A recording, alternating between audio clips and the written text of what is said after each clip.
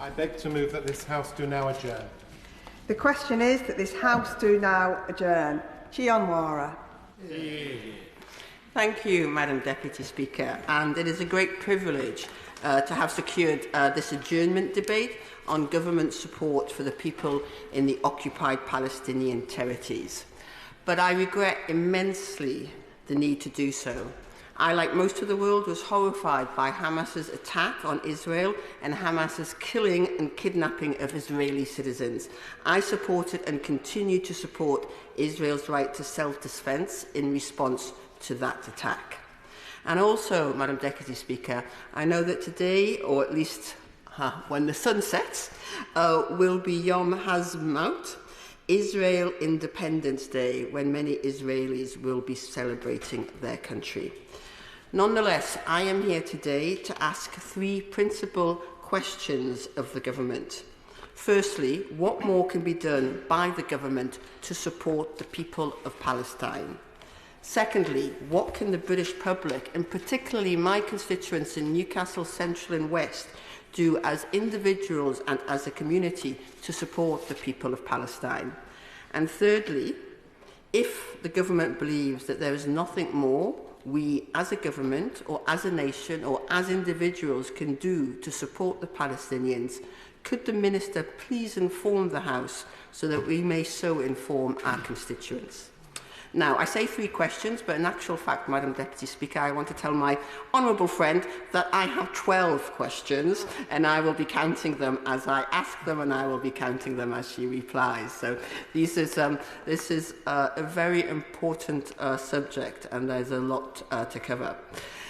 Though the northeast of England may seem far away from Gaza and the West Bank, it may even seem far away from London to some, but 24 hours a day, the consequences of Israel's humanitarian blockade and use of weapons of modern warfare against civilians plays out on family televisions and social media platforms in the northeast, as it should. My constituents watch as the body of a 5-year-old girl is pulled from beneath the wreckage of a car she was riding in with her family, a car the Israeli Defense Forces attacked with the most powerful weapons of modern warfare. My constituents watch a 20-day-old baby in Gaza wrapped in a blanket by that baby's hysterical relatives, frozen to death in a subtropical country. The fifth child to die from hypothermia in Gaza in 6 days last winter.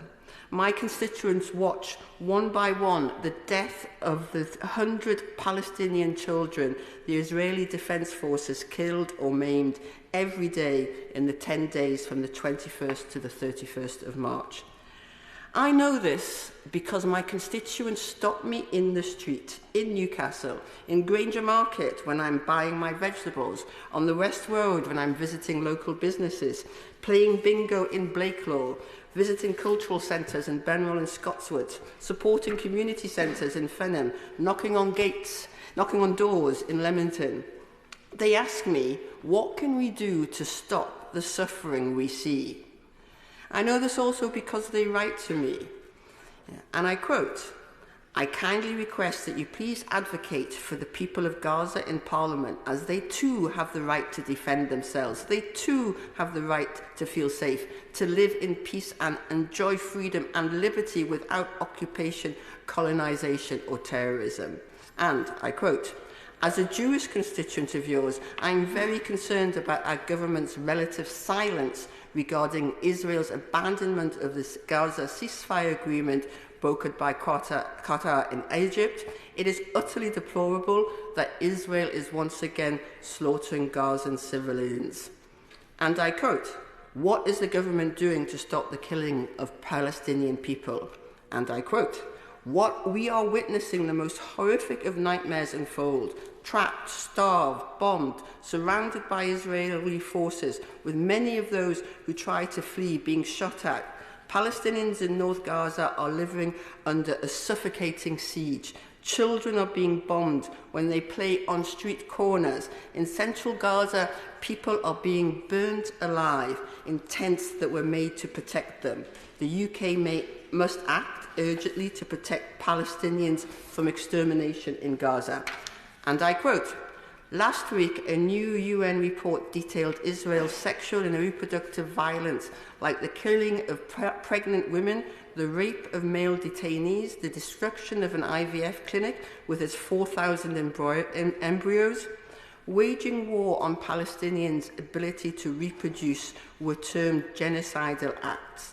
Last week's Israeli Environment Minister declared the only solution for the Gaza Strip is to empty it of Gazans." I could go on, as it seems there are limitless... I'll just finish the quote from my constituent, thank you. I could go on, as it seems there are limitless examples of other such acts. How can these actions, so documented, evidenced and confessed to, facilitated by Western weapons and diplomatic support, continue? No one in UK politics or media circles can plausibly state, "I did not know what was really happening." That is a quote from my constituent. I give way with pleasure to my honourable friend. I'm grateful for my honourable friend for giving way. I felt that I had to stand up because my honourable friend's experiences are the same experiences that I am having with my constituents in Wolverhampton West. They are continuously asking me, what are we doing to stop this bloodshed, the killing of women and children that is carrying on? Does my honourable friend agree that there has to come a point where our diplomacy, our negotiations are not having any effect on Israel, and I have to say on the United States as well? They are our allies, but for how long are we going to continue to wait to get Israel to act to stop this bloodshed before we have to take some further action that can have some effect in cutting out this bloodshed? Thank you, Madam Deputy Speaker, and I thank my honourable friend for his intervention. And I am pleased, though not surprised, to hear that the people of Wolverhampton West and the people of Newcastle Central and West, and indeed people across our country, have a similar response to the horrific acts and suffering that they are seeing. And as I will set out as I proceed in my remarks, I do think that we need to. My objective is to ask, indeed to demand, what more we can do and we will do to ensure that this suffering comes to an end. Because, Madam Deputy Speaker, the examples that I have read out there are just a minute sample of what my constituents write and say to me.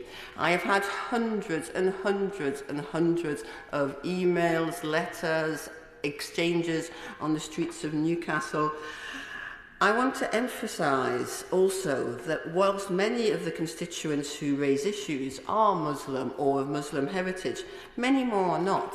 Many Christians were particularly appalled by the Israeli government's Palm Sunday attack on the Al-Ali hospital in Gaza, run by the Anglican Diocese of Jerusalem, as a statement from the House of Bishops supported by the Right Reverend the Lord Bishop of Newcastle, Helen Ann Hartley, has emphasised. That is why I'm here, Madam Deputy Speaker, to address and demand action in relation to the horror and despair my constituents feel over the consequences of the Israeli government's blockade on humanitarian aid to Gaza and the Israeli Defence Forces' killing of Palestinian civilians and particularly children in Gaza and the West Bank. My constituents simply do not believe that we as a nation, as a people, as a leading voice in the world community are helpless to in any way affect the behaviour of the government of Israel, a nation we have enjoyed friendly relations with and strong diplomatic ties with for decades, a nation that many of us believed shared our values, our commitment to human rights and democracy, our principled opposition to racism and ethnic cleansing. Now, At some level, Madam Deputy Speaker, we are all aware of the extremely long and complex history of what is now the state of Israel and the occupied Palestinian territories of the West Bank and Gaza, and the intertwining of the modern part of that history, both with the British Empire and the Holocaust. I do not wish to try and retell that story, and I think, Madam Deputy Speaker, though this adjournment will go on for longer than was anticipated, it would not be long enough to fully do justice to that. Instead, I will start from October the 7th, 2023. On that day, Hamas and other armed Palestinian groups based in Gaza launched a sickening attack on Israel, which killed over 1,200 Israeli men, women and children in horrific circumstances. Hamas and its allies kidnapped 251 Israelis and other nationalities and then held them as hostages. My constituents were, as I was, absolutely horrified by these events, supportive both of the Israelis as victims of horrible crimes and as a nation like ours entitled to exercise its right of self-defense. The stories of the experiences of Israelis, some facing their last moments, inspired huge sympathy and understanding amongst the people of the Northeast. And we stood with Israel in its demand that the hostages be immediately released and recognised that Israel has a right to defend itself and a right to strike against Hamas. 571 days of violence have followed, with 2 periods of ceasefire. Seemingly endless days of the use of the world's most powerful weapons against civilians by one of the world's most powerful militaries. I just want to emphasize that Israel is the 15th most powerful nation in total firepower, according to Globala. Between October the 7th, 2023 and April the 8th, 2025, Gaza's Hamas-controlled Ministry of Health have reported that the Israeli Defense Forces have killed 51,000 Palestinians and injured over 100,000 Palestinians. Their numbers include 166 journalists and media workers, 120 academics, and more than 224 humanitarian aid workers. Estimates of the proportion of the dead in Gaza that are civilians range from the Israeli newspaper Haaretz's 61% to the Euro-Mediterranean Human Rights Monitor's estimate that 90% are civilians.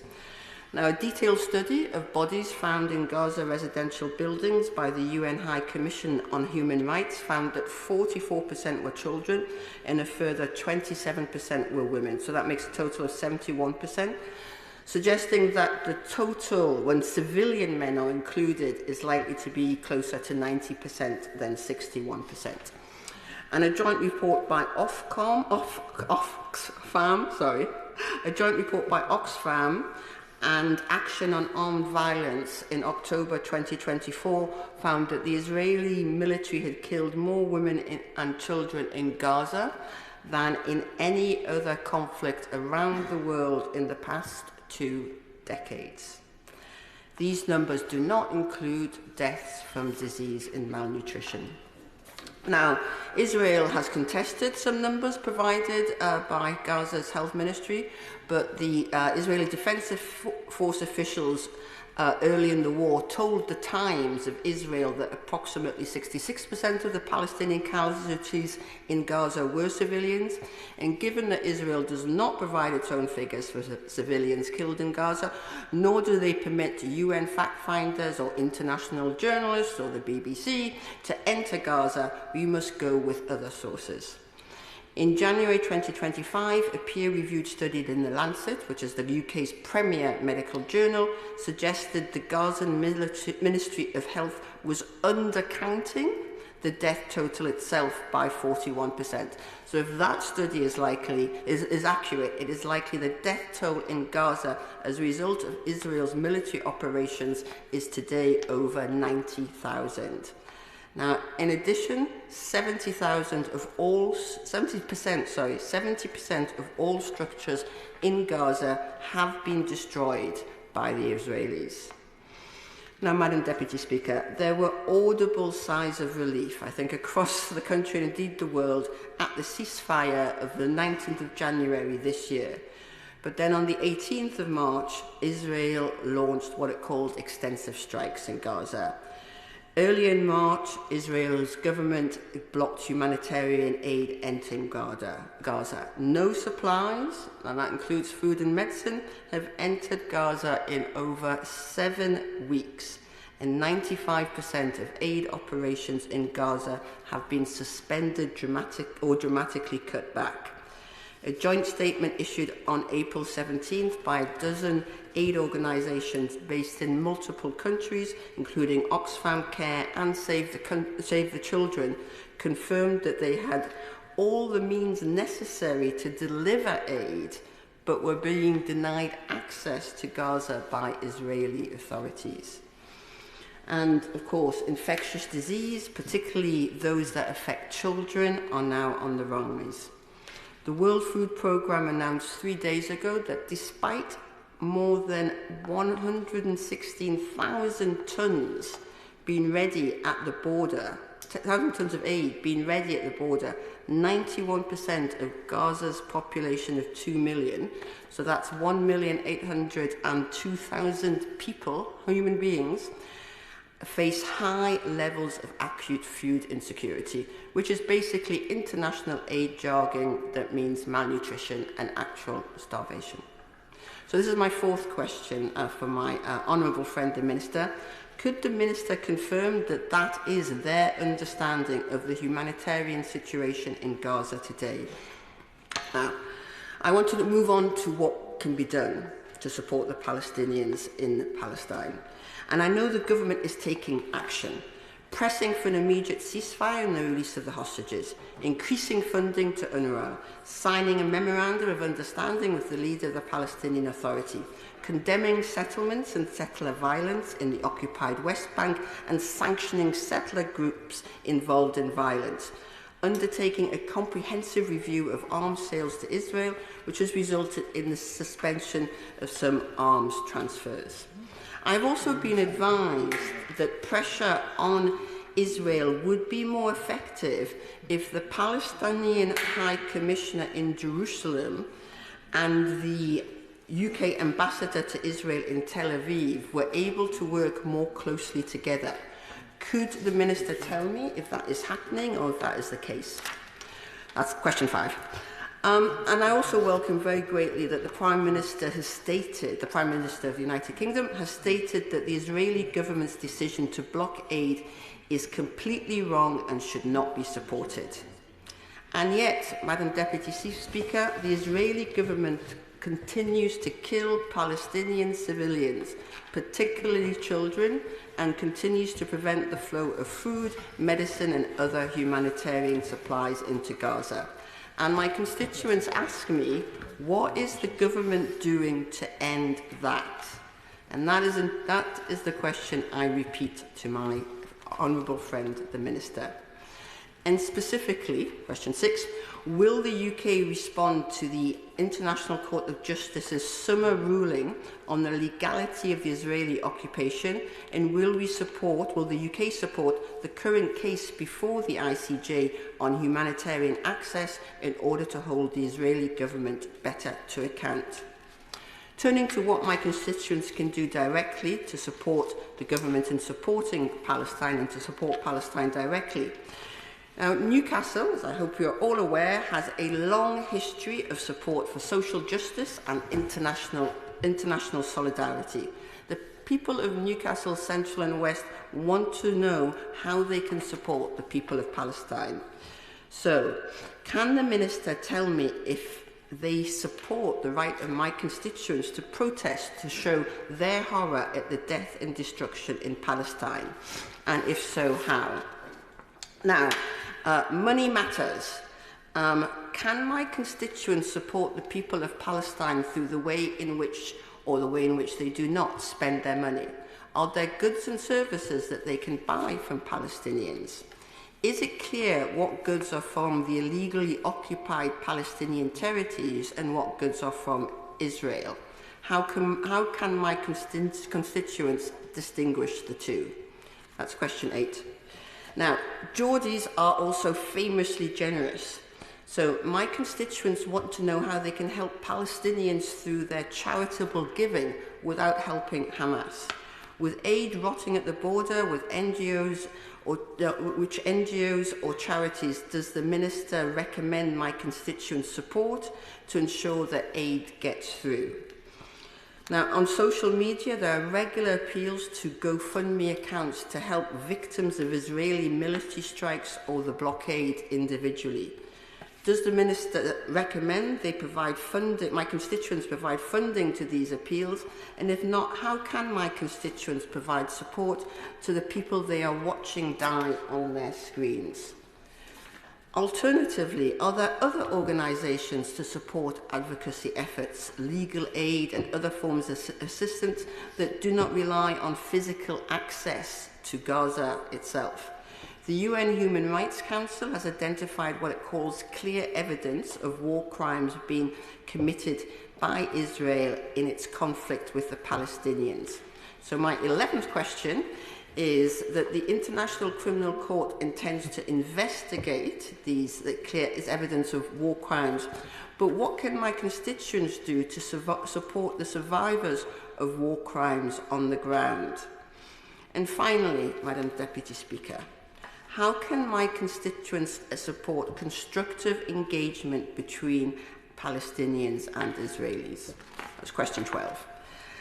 So, Madam Deputy Speaker, every day the people of Newcastle express to me how intensely they want their government to act, how intensely they wish to directly and personally support the people of Palestine and help end their suffering.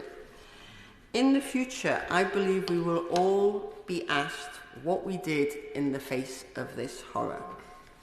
I urge the Minister to advise the people of Newcastle what the government is doing to stop the Israeli government's killing of civilians, and particularly children, and its blockade on food and medicine reaching the people of the Gaza Strip, and to advise us on what we as individuals and as a community can do.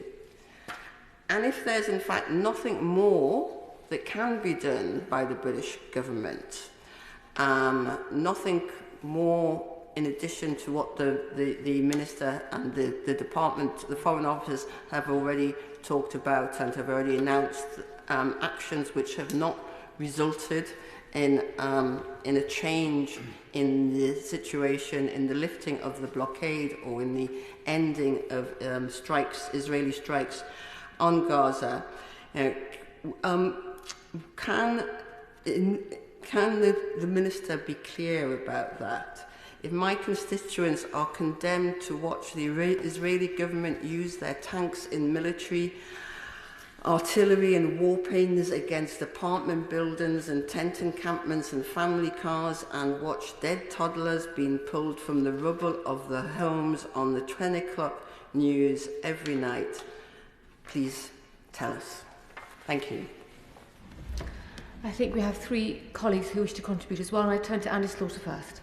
Thank you very much, Madam Deputy Speaker. And I rise only briefly and principally to congratulate my honourable friend, the member for Newcastle on Tyne Central and West, on her tour de force speech, and in particular the questions, the very pertinent questions which she's put to the Minister. It means that comprehensiveness means that I can be brief in the comments that I make. I wanted just to do 2 or 3 things. Firstly, to agree with her from my own perspective, my constituency in Hammersmith and Chiswick, that there is a huge outpouring of sympathy and a wish to help from constituents.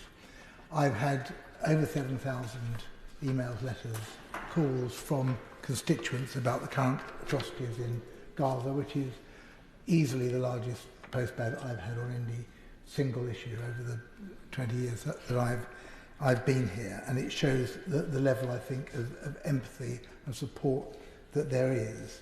I'd start because unfortunately there is very little good news from Gaza, but I will start with perhaps the one small piece of good news which we had this week with the visit to London of the Palestinian Prime Minister Mohammed Mustafa to meet with the Prime Minister here to sign a memorandum of understanding, including reaffirming the commitment to the two-state solution, announcing a further aid package of over £100 million, and importantly to show solidarity between our two countries, which is not done nearly enough.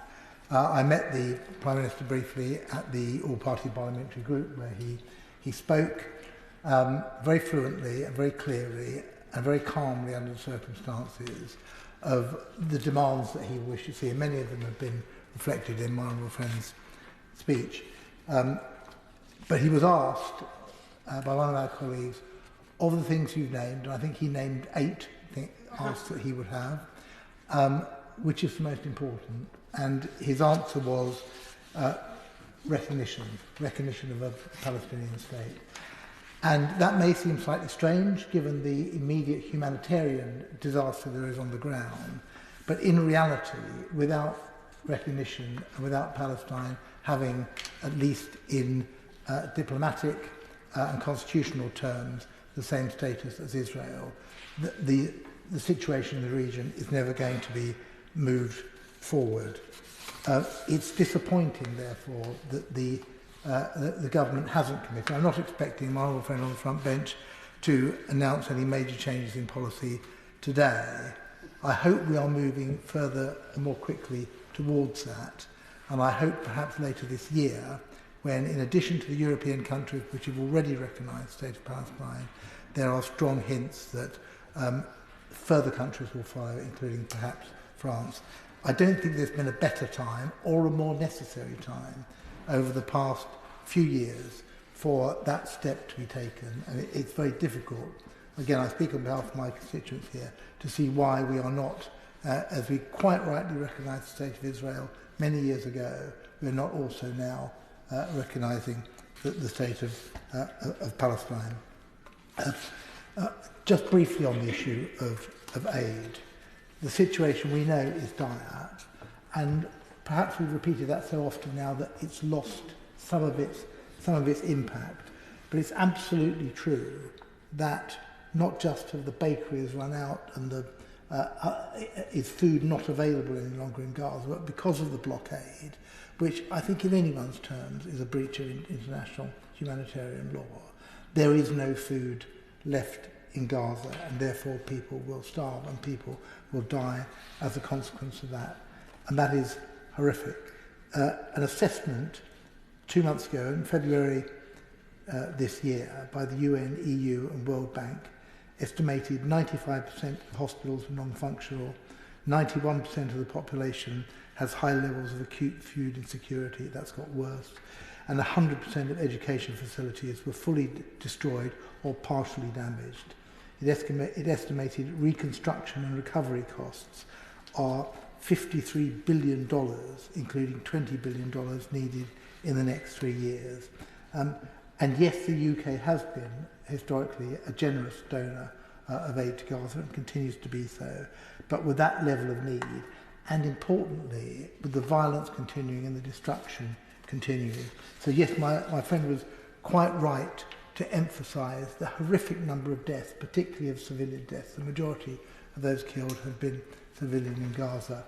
But the problems go beyond that. They go into the actual destruction of a whole civil society, of a built environment, and of an economy there.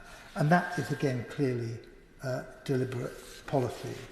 And that is something which we should, not just locally and in this House, but at government level, be calling out more profoundly. So yes, I won't repeat the points she made in relation to the ICJ judgment. It's long overdue that we respond to that. It's long overdue that we look at again our trading relationship with illegal settlements.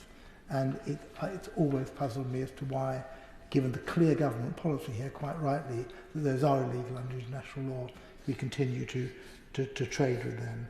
I would like to see, in conclusion, that the government takes the lead from the British people, who have made clear their sympathy with the people of Gaza and the people of Palestine in the West Bank and the other occupied territories, and that we do take some more positive steps, because without that we can only see a continuation of the death and destruction. Oliver Ryan. Thank you, Madam Deputy Speaker. And can I start by congratulating my honourable friend, the member for Newcastle upon Tyne Central and West, for securing this important time to talk about the occupied Palestinian territories and the people of Palestine. Much like my honourable friends to my left and in front of me, I've had many constituents, many hundreds of constituents get in touch really since the election and throughout my period as the Member of Parliament for Burnley, Padiham and Briarfield, talking about the occupied Palestinian territories, talking about the death that they've witnessed on social media and television from families and friends and people that they know perhaps from the region that have shared stories of the way lives are being lived over there. And I promised those people that I would raise my voice as part of that, and that's what I'm doing today. As my honourable friend said, and I think I couldn't have chosen better words, there has been such an outpouring of emotion and sympathy and a desire to help and see peace in the region, and that's why we're all here speaking today. Madam Deputy Speaker, as we've already heard, the situation for Palestinians is desperate. It's harrowing, it's hell on earth. It's estimated that 40 to 50,000 people have been killed since October the 7th, so say the United Nations, including, as we've heard, over 250 aid workers, and over 100,000 people have been injured. 90% of Gazans face hunger, immediate hunger, and the prospect of starvation and death. 70% of buildings on the Gaza Strip in particular have been destroyed in Israeli bombing. No education facilities, very few standing hospitals, nothing. And in March of this year, Israel stopped all continuing humanitarian aid and cut off power completely to the Strip. No food, no medicine, no aid, only death. So I say to Israel, we must have peace, we must have a return to the ceasefire now, and in the long term, a two-state solution. I think that's something a lot of members on this side agree with. At the same time, we can't forget, while talking about the context of the occupied Palestinian territories, that 59 abducted hostages still remain held by Hamas, by terrorists in Gaza. So I say to Hamas, Palestinians are suffering, stop this, bring the hostages home, disband, and end this now. Hamas have killed thousands of innocents, they've killed women and children and took over 200 hostages on that day, on October the 7th. These people are not freedom fighters. These people are monsters. And I will not countenance any defence of Hamas or their actions. But in talking about the actions of the Israeli government and moving into the West Bank, Madam Deputy Speaker, last month Israeli tanks moved in to the West Bank for the first time in decades.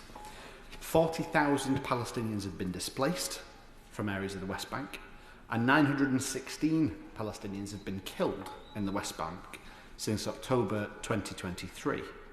Now, I have met Palestinians living in the West Bank, a woman from the Tent of Nations farm, and I can only describe their experiences as daily harassment, terror, bullying by Israeli troops and settlers to an unreasonable and unnecessary level.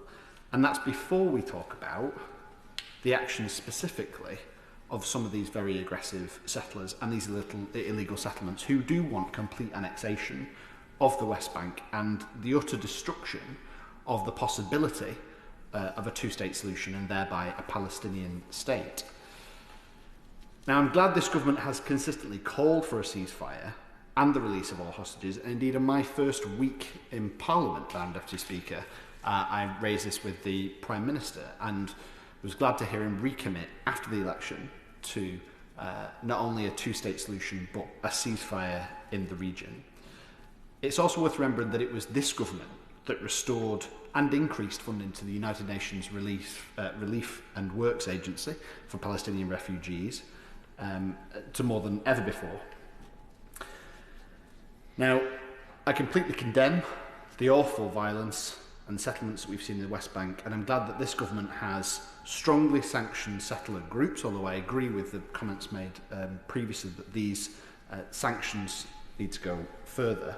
It's important to say, though, that these settlers don't represent all Israelis and do represent a very niche extreme group of Israelis, and there's a wider context here that can bring about peace. This can't be seen as a kind of battle of nations or creeds. This is between, in cases, extremists on either side. This government has suspended a large number of arms transfers to Israel where they've been known to have been used or seen to have been used improperly. And I know that this is under constant review, which I also welcome. We must do more to get aid in, and I'm glad to see the Prime Minister, as was mentioned before, set out another further £100 million for the Palestinian Authority yesterday. We've got to end Israel's blocks on aid and electricity in the Strip, and we must make the steps we promised in the election in supporting the creation of a Palestinian state, which will not only allow, as was previously mentioned by the member before me, legal protection and legal security for Palestinians, but also for the wider region and self-determination for the occupied areas, which they don't currently enjoy and haven't enjoyed for some time. Though I am clear, and will caveat all of that, Madam Deputy Speaker, with a desire, certainly from my part, that Hamas plays no part in that Palestinian state. Justice for Palestinians and Israelis who've lost loved ones is within our grasp. Burnley, Padiham and Briarfield want to see peace, and they want to stop the death. Get back to a ceasefire, get aid in, uphold international law, and proudly so. Use the opportunity of this June conference, hosted by France and Saudi Arabia, to progress statehood for Palestinians. Recognition ought to be a serious consideration at that from the UK. A political solution, a two-state solution, is the only solution, Madam Deputy Speaker, and I thank the member who brought this debate today. Thank you. I'm grateful, Madam Deputy Speaker. I want to thank, first of all, my honourable friend from Newcastle upon Tyne, Central and West, for bringing this debate and also for the solutions that she has put forward. Just following on from the statements made by my honourable friends, I do have to agree with my honourable friend from Hammersmith and Chiswick that the time is now for us to recognise the state of Palestine. I think that will go some way in trying to make some improvement to the situation. I also agree with my honourable friend from Burnley that what Hamas did is unforgivable, but as I have said in this House before, the actions of Hamas can no way justify what is happening to the Palestinians in Gaza.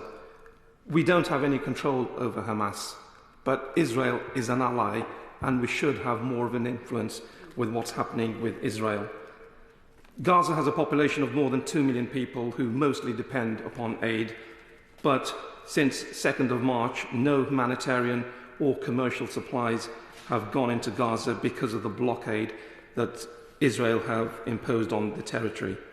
Since 9th March, no electricity has gone to Gaza because of Israel cutting off the supply. Since January this year, Madam Speaker, there have been 10,000 cases of acute malnutrition amongst children and 1,600 cases of severe acute malnutrition, and these are just the reported figures. The UN World Food Programme have said that as of April the 25th, all food stocks in Gaza have been depleted. Madam Deputy Speaker, my constituents continuously say to me, we need to be on the right side of history. And we cannot stand by just waiting for the Israeli government to listen to us.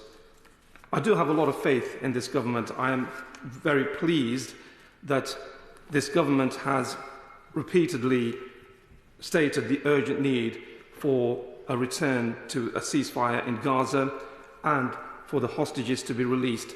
But also for the aid to be unblocked.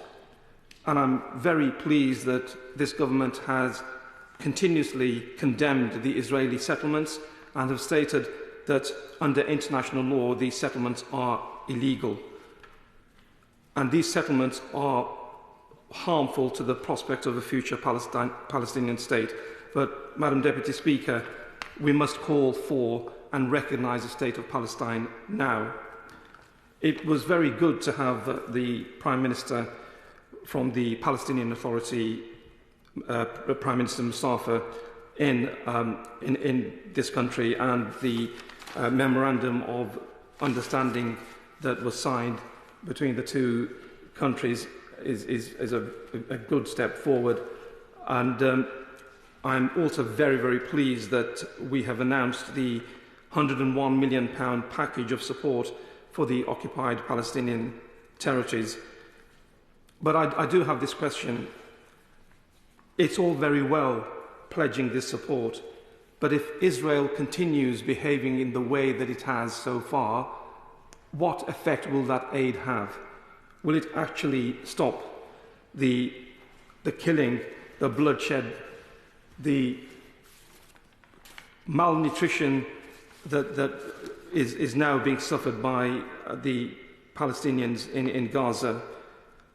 And although my honourable friend from Newcastle upon Tyne West and Central and West went a lot further than I am going in coming up with solutions, as I said earlier, I do have faith in this government, and I do want the government now and the Minister at some point to actually come to some kind of a conclusion as to the further steps that this government can take for the situation to be improved. I have to confess my frustration, Madam Deputy Speaker, that although we are making all the right comments, we are making all the right statements, nothing is improving. People are continuing to die, women and children and others are continuing to die in Gaza, in the occupied Palestinian territories. And I do ask the question, how much longer are we going to tolerate this? Thank you. I now call the Minister Catherine West. Thank you very much, Madam Deputy Speaker, and it's a pleasure to see you in the chair for this very important debate, and to thank my honourable friend, the member for Newcastle upon Tyne Central and West, for securing this debate. And she is a very active campaigner on this topic and on a number of other foreign policy matters. And I thank her also for the thoughtful way in which she put the debate into context. Of course, tomorrow is a national holiday, the Yom Ha'atzmaut holiday tomorrow being a national holiday in Israel, and of course also emphasising the suffering from the dreadful attacks in October 2023, the horrific terror attacks, and her support for the people of Israel following that terrible moment. And of course, she is quite right to ask, how can she support the situation in the Middle East, quoting her constituents assiduously, and how can she respond to their compassion and their concern?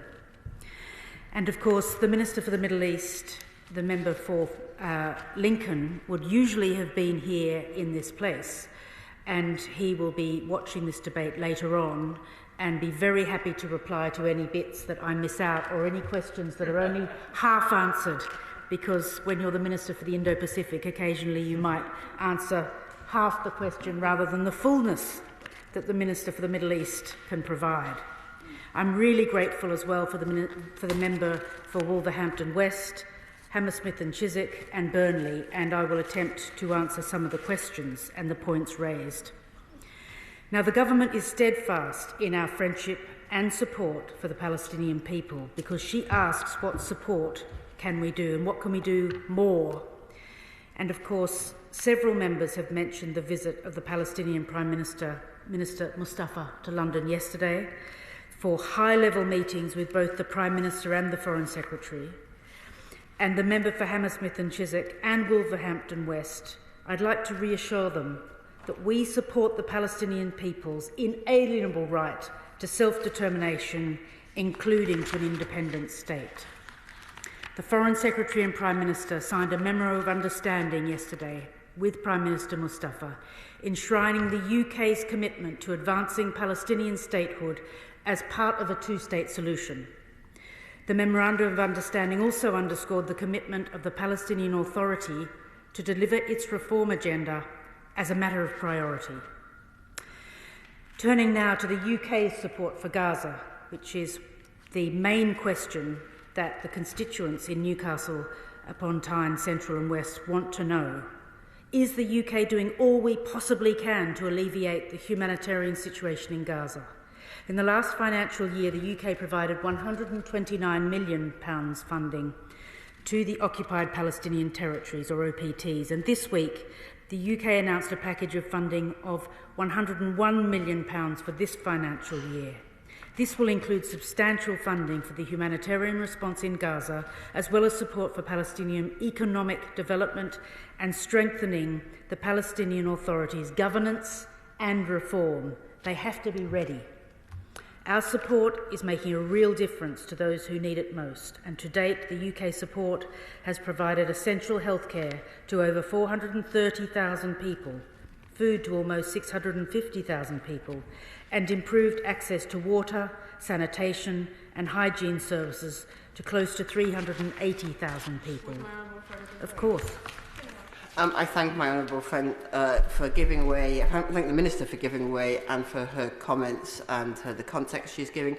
I just want to be clear that in terms of the funding for humanitarian aid which has been providing to Gaza, is that aid getting through into Gaza right now? Well, she's quite right to say that the funding is one thing and the access is another. And that's why it's crucial that we've been pressing the government of Israel to ensure that vital aid can reach Gaza and that our humanitarian partners, including the United Nations, are able to deliver their work effectively. And I'm very grateful to the member for Burnley for reminding the House that under this government we reintroduced the funding to Onwurah. And I will thank him for pointing that out and emphasising that since July of last year, Onwurah has been at the centre, because we know that they're critical in terms of the infrastructure that they have on the ground to providing the assistance. In addition, UK funding to UK Med has helped to sustain their field hospital operations. She asks which organisations can be trusted to deliver. UK Med have facilitated over 405,000 consultations in Gaza since January 2024, so that patients can receive critical limb and life-saving surgeries. We're also providing funding to the World Health Organization, Egypt, to ensure vital medical supplies reach evacuated Gazans being treated in Egypt. She asks who can help. Well, our government, through the international organisations which public funds put money towards, such as the World Health Organization, are providing this vital treatment, because the experts in development aid always say it's best to work through those big funding organisations because they do that enormously helpful work. For example, the delivery of polio vaccination campaigns protecting over 600,000 vulnerable children across Gaza, because she mentioned the communicable diseases and the risk of further illness. But that polio vaccination campaign protected over 600,000 vulnerable children across Gaza through funding to the Global Polio Eradication Initiative. We know that the scale of the crisis means that more support is crucial, and that's why we continue to support UNRWA's vital work. This includes providing essential services, education, healthcare to civilians in Gaza and the West Bank, and to Palestinian refugees across the region. Of course. Madam Deputy Speaker, I apologise I couldn't be here at the beginning because we were in Westminster Hall. It was all out of kilter for times, and the Honourable Member for Macclesfield and myself were both there just to write immediately. Really important with all the things that the Minister's outlined to do is about the medical help becoming given, but what's really important as well for young children in particular is education. Could the Minister perhaps give us some more information educationally it's not just about what they're missing out, it's about the opportunities that can change their lives. Really important to have that as well. Thank you so much. The member for Strangford for mentioning education, because of course this is so crucial. We don't want children to go uneducated and then recreate, through perhaps a sense of the well of suffering, recreate in the next generation less education, less understanding of the world.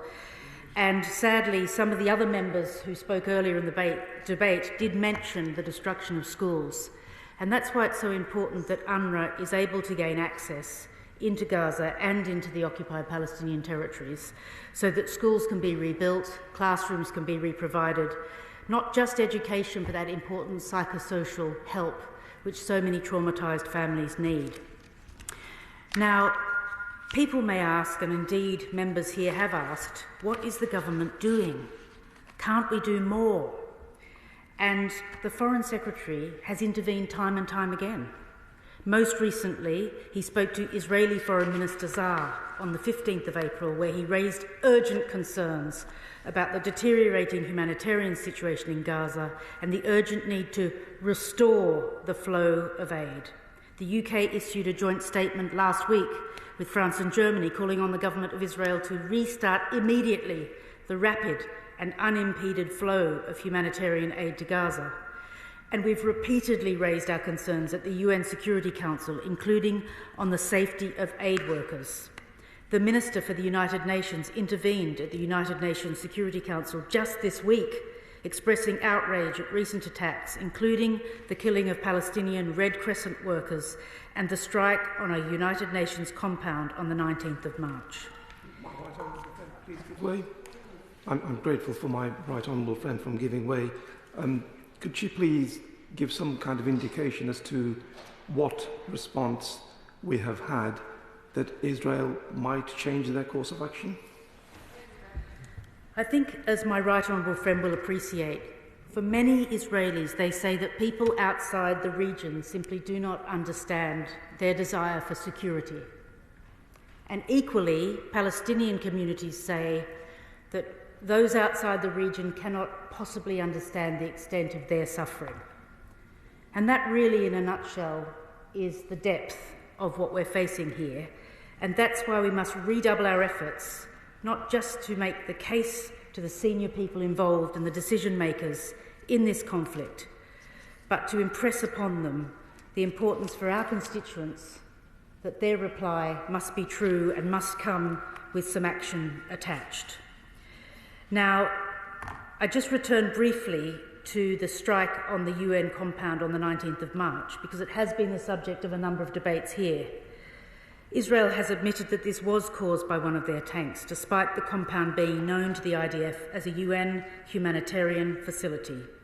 This is inexcusable, and we urge Israel to ensure accurate public statements on such grave incidents. It must conduct full and transparent investigations into those incidents and hold those responsible to account, and reinstate an effective deconfliction system to prevent such terrible tragedies reoccurring. Now, members have mentioned the International Court of Justice in the course of the debate, and I simply wanted to remind what the Foreign Secretary and the Minister for the Middle East have said in the past, that the UK is fully committed to international law and respects the independence of the International Court of Justice. We continue to consider the Court's advisory opinion very carefully, with the seriousness and rigour it deserves, and to reassure members across the House, we are committed to a two-state solution, and that commitment is unwavering. We're of the clear view that Israel should bring an end to its presence in the occupied Palestinian territories as rapidly as possible, but this must be done in a way which creates the conditions for negotiations towards the two-state solution, an issue I know that my honourable friend for Hammersmith and Chiswick has raised on a number of occasions in his cross-party work on this important subject. Now, the member for Burnley mentioned settlements and settler violence, and I simply wanted to respond specifically on those points. The UK government's position is that Israeli settlements in the West Bank are illegal under international law and harm prospects for a two-state solution. Settlements do not offer security either to Israel or Palestinians. The settlement expansion and settler violence have reached record levels. The Israeli government have seized more of the West Bank in 2024 than in the past 20 years. And this is completely unacceptable. The Foreign Secretary met Palestinian community members in the West Bank, where he heard how communities, not just Palestinian communities, but also the local communities, other local groups who are affected, and he was clear with Israeli ministers that the Israeli government must clamp down on settler violence and end settlement expansion. Now, I also wanted briefly just to emphasise, and I thank the Honourable Member for Burnley for mentioning the hostages, and this is of course a situation which we feel very strongly about due to the involvement of the British hostage and families who have members there stuck still with a terrible terrorist group, Hamas. And I wanted to just respond briefly on his point that the UK government welcomed the announcement of an agreement last January to end the fighting in Gaza and release the 38 hostages, including British national Emily Damari and UK-linked Eli Sharabi. Securing an immediate ceasefire and the safe release of all hostages has been a priority for the government since the start of the conflict, and we will not stop until they're all home. So thank you for raising that. The death of Oded Lifshitz, who's had strong UK links and was tragically held hostage by terrorists in Gaza, is absolutely heartbreaking. It's a crucial time for the region, and we thank Qatar, Egypt and the US for their support in bringing these individuals and their families' horrific ordeal to an end. The hostages have endured unimaginable suffering, and the situation in Gaza has continued to worsen. And that ceasefire needs to get back on track. I also briefly want to mention the Bibas family. Our thoughts are with them. They're going through intolerable anguish regarding Shiri and young children Kafir and Ariel. As the Prime Minister said, we want to see all remaining hostages released and the ceasefire restarted. The government remains committed to working with international partners to end the suffering and secure a long-term peace in the Middle East. Madam Deputy Speaker, we're coming to the end, and I'd like to thank the Honourable Member. Of course. Firstly, actually, I'd like to say how pleased I am to see the Honourable Member first. I'm sure the Minister will join with me in expressing the pleasure of seeing the Honourable Member for Strangford in his place and his ability to intervene. I would not have felt that I'd really had an adjournment debate had I not heard his voice. So I'm very grateful for that. I'd like to thank the Minister for what she said, the comments she's made. She mentioned the settlements and the illegally occupied Palestinian territories as being illegal. I asked her, one of the questions I put was about distinguishing between goods from illegally occupied Palestinian territories and goods from Israel, so my constituents can make decisions about what they purchase. With her permission, I will write to her on that point, or ask the Minister for the Middle East to write to her on that point. Of course, Israel being a close friend with the UK, we have trading relations with them, but her specific point on whether there are particular products that could be purchased to support the situation at the moment, in which perhaps specific products which may have been made by particular groups that she wishes to support, traditional handcrafts, etc. I will seek the guidance of officials so that I can write to her with some confidence on that question as to what is. But certainly in terms of just general trade, we're very keen to maintain that trading relationship. It gives us another way of talking to Israel about this important question. Of course. I'd like to thank the Minister greatly for her generosity, and also to say that as the Minister for Indo-Pacific, she's done a fantastic job of setting out the complex issues in response to the contributions of members. I will take her up on her offer, however, to write to me on these questions, and I will make sure that, as well as the Hansard record, the Minister for the Middle East has a copy of all the questions as set out. Well, could I thank her? And I think she came into the House with me in 2015, and we've learnt some very nice manners over the years. And it's very important in these sorts of very, potentially very heartfelt debates that we have the tone that we've had this afternoon in the House. Now, in conclusion, the government is steadfast in our friendship and support for the Palestinian people, so she can reassure her constituents of that. Our support for the Palestinian Authority continues to provide essential services and supports reform and state building. Our support for the humanitarian response in Gaza provides food and medical assistance to those who most need it. And we will keep pressing for access. And our consistent support for Palestinian statehood through a two-state solution aims to ensure a political horizon and future where Palestinians and Israelis can live in peace and security, because in the end, that's the only solution that can bring stability and prosperity to the entire region. Thank you, Madam Deputy. The question is that this House do now adjourn. As many that opinion say aye? Aye. The ayes have it, the ayes have it. Order, order.